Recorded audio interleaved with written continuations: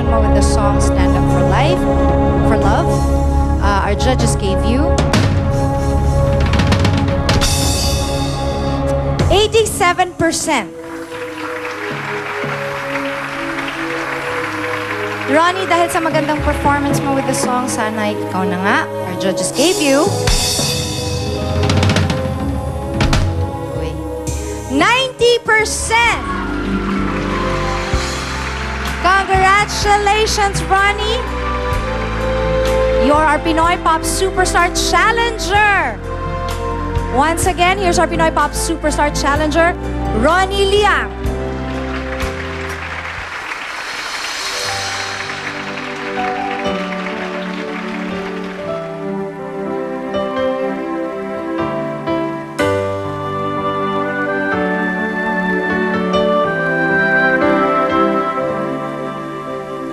Anong kailangan kong gawin upang malaman mo na ikaw ay minamahal ko? Kailangan ko'y katulad mo sa buhay kong ito. Nag-isa lang sa mundo. Dati nasaktan ako, takot na magtiwala. Ayoko na sana umibig pa. Ikaw talaga'y ibang-iba sa lahat ng nakilala. Sana ay ikaw na nga. Anong kailangan kong gawin upang matigilan ang kabaliwan kong ito? Sumako sa sarili,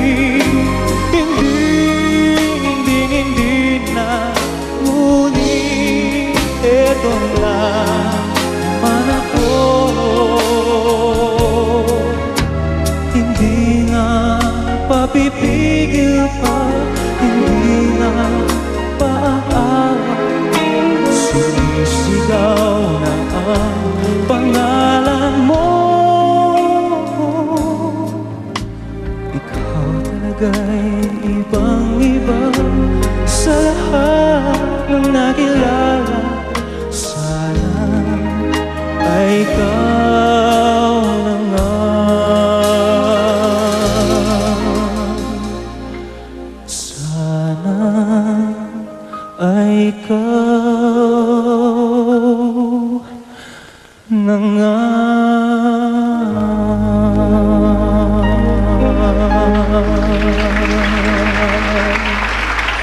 Ating nagtulak sa kanya, wala rin sanang Ronnie na defending superstar ngayon. Dahil sa kanya, lumakas din ang loob ko na mag-join. Talagang gusto ko na rin mag-backout nga sa phase 2 na, pero sabi niya, Ronnie, kaya mo yan. Labanan mo. Alisin niya po yung takot niya, tsaka yung doubt niya. Nandun po kami na nagpipray po sa kanya habang kumakanta po siya.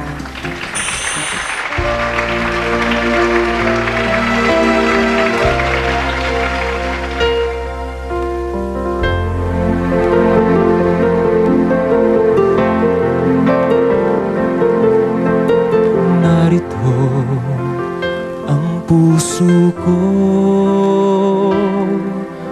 inaalay lamang sa'yo aking pangalan. Kahit saglit ang ikaw at ako'y makapiling. Minsan pa makita ka, damdamin ay sumasaya. Lungkot na kapalit, buhay ko'y ngingiti sa sandaling pag-ibig mo'y makamit. ako'y narito, naghihintay sa pag-ibig mo. Ikaw lamang ang inasal. Tanggapin mo ang puso ko hanggang matapos ang kailanman. Kahit di malaman o maintindihan, kahit na masugatan ng puso, naghintay sa'yo, maghintay ako.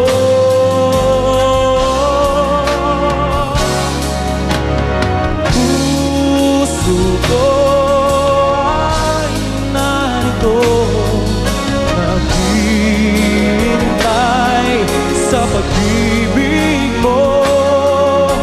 Ikaw lamang ang inasal. Tanggapin mo ang puso ko, tanggapin mo ang puso ko hanggang matapos ang kailanman.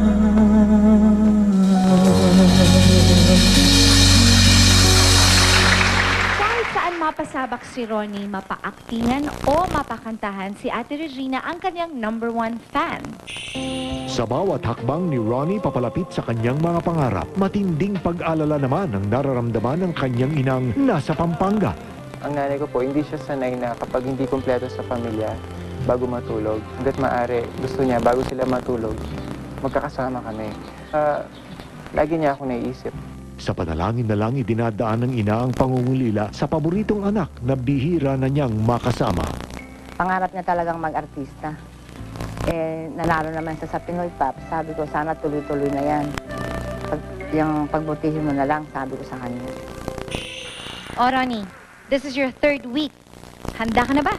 Handa na. Itayo mo ang bandera ng mga taga-Pampanga. Good luck.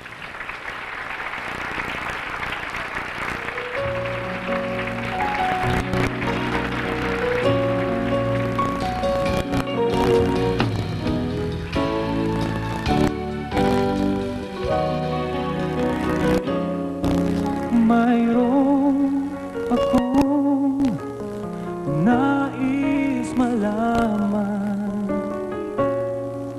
Maaari bang magtanong? Alam mo ba, matagal na kitang iniibig. Matagal na akong naghihintay. Ngunit mayroon ka na ibang minamahal. Kung kaya ako'y di mo pinapansin, ngunit ganun pa man ay nais kong malaman mo. Ang puso kong ito'y para lang sa'yo. Nandito ako, umiibig sa'yo, kahit na nagdurugo ang puso. Kung sakali iwanan ka niya, huwag kang mag-alala, may nagmamahal sa'yo. Nandito ako, nandito ako, umiibig sa'yo, kahit na nagdurugo ang puso. Kung sakali iwanan ka niya, huwag kang mag-alala, may nagmamahal sa'yo. Nandito ako.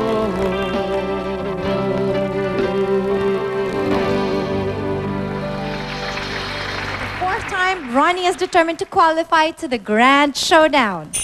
Bago pa man mapasali sa Pinoy Pop Superstar, nag-aartista na si Ronnie. May beat role siya sa pelikulang Ako, Legal Wife at naisusulat na rin siya sa mga dyaryo. Ang dream ko po yung isa sa mga kilalang actor na hindi lang siya marunong mag-acting but at the same time marunong siyang mag-singing. That's why I joined Pinoy Pop Superstar. Pero kung susukatin, mas matimbang sa kanya ang pag-aartista. Ang nagpapasaya sa akin, actually kung ako personally yung tatanungin, siyempre yung pag-arte. At ngayong gabi, isang pangarap ni Ronnie ang pipilitin niyang abutin at nais din niyang mapalapit sa bawat tagahangang sumusubaybay sa bawat laban niya. Gusto ko sa ganitong paraan dito sa pagkanta ko, dito sa Pinoy Pop Superstar, ma-entertain ko kayo, magkaroon ako ng part sa buhay niyo through singing. Ronnie, gaano mo ba talaga kagustong makasali sa Grand Showdown? Grabe, gustong-gusto ko talaga. Gustong-gusto mo talaga. Well, you've been doing this for 3 weeks now. Ito na nga yung ika-4th week mo. Qualifying week mo na to. So, alam kong kayang-kaya mo yan, kaya good luck sa'yo, okay? Thank you. Okay.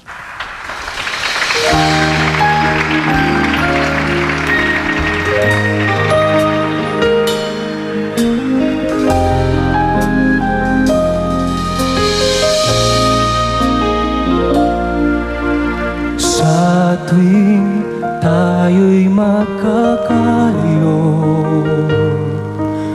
hindi matahimik ang puso ko. Bawat sandaling hanap kita, di mapakali hanggang muling makita ka. Dahil kung ika'y makita na, labis-labis ang tuwang nadarama. Magisnan lamang ang kislap ng iyong mata. Kahit ano pa ay kakayanin ko na. Basta't kasama kita, lahat magagawa. Lahat ay maiaalay sa'yo. Basta't kasama kita, walang kailangan pa, wala nang nahanapin pa. Basta kasama kita.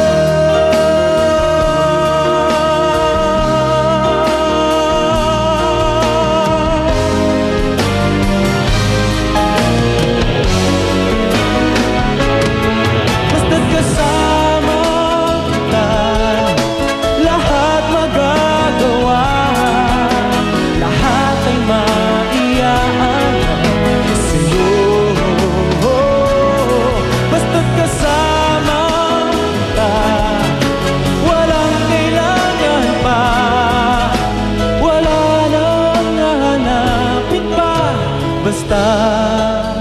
kasama kita.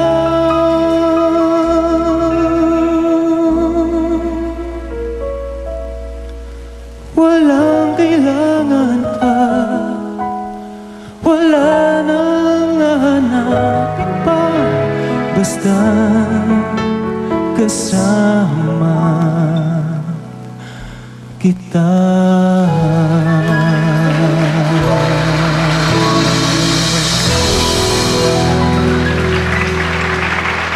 Thank you, Ronnie. 4 na sunod-sunod na linggong nang ibabaw ang husay ni Ronnie We Liang. have a new champion! Our Pinoy Pop Superstar for the week is still Ronnie. Si Ronnie Maren! Ang Pinoy Pop Superstar is Ronnie. Okay!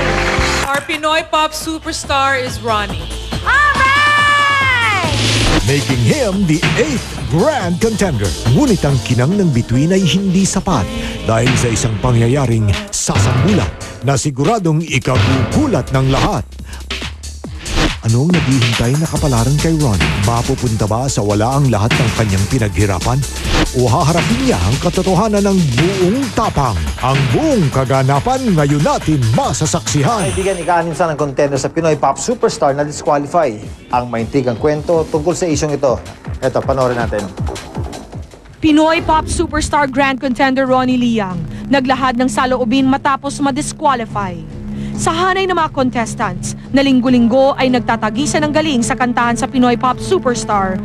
Ang husay ng itinanghal na pang-8 na Grand Contender na si Ronnie Liang talagang hindi matatawaran. Nandito ako, umiibig sa'yo. Ngunit ang pangarap ni Ronnie na mapabilang sa inaabangang Grand Showdown, tuluyan ang di mabibigyan ng katuparan dahil sa matinding isyung kanyang kinasangkutan kamakailan. Si Ronnie na-disqualify dahil umano sa paglabag niya sa guidelines ng waiver na kanyang pinirmahan nang sumali siya sa Pinoy Pop Superstar. To be Ronnie's 5th week. Naririto po siya dapat para idepensa ang titulong hawak niya. Unfortunately, sa kanyang 4th and qualifying week, napagalaman po ng management na lumabag sa isang importanteng guideline ng competition si Ronnie Liang. Malinaw pong nakasaad sa application form at waiver ng Pinoy Pop Superstar na no existing management contract. At ito po ang nilabag ni Ronnie. Manager mo pala si George. Nakalagay mismo sa application form na wala kang existing management contract. Nakalagay din dito sa waiver na pinirmahan mo rin naman. Nakalagay dito na you have no other contract with any person. You kept it from us, right? All my fault. I was the one who told.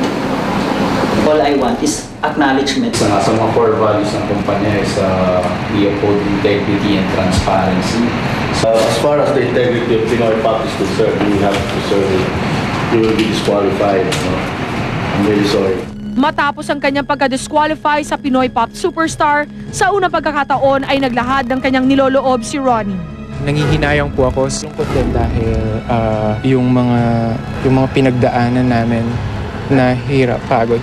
Talaga audition, I remember, galing pa akong Pampanga and then I go to SM Manila para mag-audition and I stayed in Manila and then out of 1,000, isa ako sa nakuha and then 4 weeks din yun, yung 4 weeks din na paglaban yung hinarap ko para mapasama dito sa Grand Showdown ng Pinoy Pop Superstar.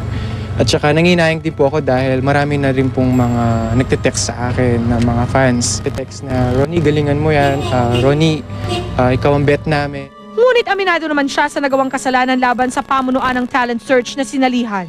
Hindi namin intensyon na maglihim sa GMA na dahil wala namang lihim na hindi nabubunyag. Kaya naman hangad niya ang pangunawa sa kanyang mga taga-suporta. Sana po maintindihan po ko ng tao sa decision na hindi ko maiwan yung manager ko. Gusto ko lang pong tumanawin din ng utang ng loob dun po sa manager ko dahil yung pong grabing pagod at hirap na dinaanan namin. Na ultimong kumuha pa siya ng voice coach din para mag-train sa akin, pinag-workshop niya ako. And yung pong samahan namin as a talent and a manager, talagang grabe pong pinagdaanan namin. Pero sa lahat ng nangyari, wala umanong lugar ang pagsisisi sa puso ni Ronnie. Hindi po ako nagsisisi na sumali sa Pinoy Pop Superstar kasi magandang nangyari. Maraming nagbago sa akin yung in terms of personality, lalo pang nag-improve, na-develop yung talent ko and yung confidence ko. Siyempre, hindi pa rin mawawala yung dreams ko na maging isang actor at the same time a good singer. Of course, hindi lang naman po dito magtatapos eh. I think ito pong pangyayaring ito, I think I know God has a plan pa rin. May plano ng Diyos. I have to move on. Nandito ako.